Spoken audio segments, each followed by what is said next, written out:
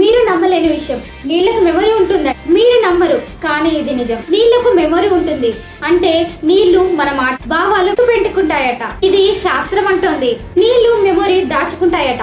మొదటగా 1988లో ఫ్రెంచ్ శాస్త్రవేత్త జాక్వస్ బెర్నిస్టే చెప్పింది ఏంటంటే, ఒక పదార్థాన్ని నీళ్లలో కలిపి ఆ పదార్థాన్ని పూర్తిగా తీసివేసిన నీళ్లు ఆ పదార్థం గురించి గుర్తు పెట్టుకుంటాయని.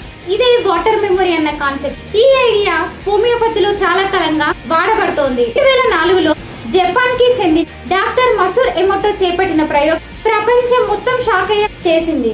నీటిపై మాటల ప్రభావాన్ని చూపించగలిగిన ఏకైక వ్యక్తి. లవ్, హేట్, పీస్, యూఫు లాంటి మాటలను వేర్వేరు సీసాల మీద రాసి వాటిని ఫ్రిజ్ చేశాడు. తర్వాత ఆ నీటిని ఐస్ గా మార్చి మైక్రోస్కోప్ కింద చూశారు. లవ్, పీస్ అన్న నీటికి గాజుల్లా మెరిసే బ్యూటిఫుల్ క్రిస్టల్, హేట్, యూఫుల్ అన్న నీటికి విచిత్రంగా విరూపమైన బ్రోకన్ ఫార్మేషన్. మన శరీరం 70% నీటితో ఏర్పడింది. మన మెదడు 80%, గుండెలో 73%, కళ్ళలో 95% నీరే. ఇంకొన్ని ప్రయోగాల్లో మనుషులు నీటిపై మాట్లాడిన పదాలు ప్రభావం చూపిస్తాయని చెప్తున్నారు.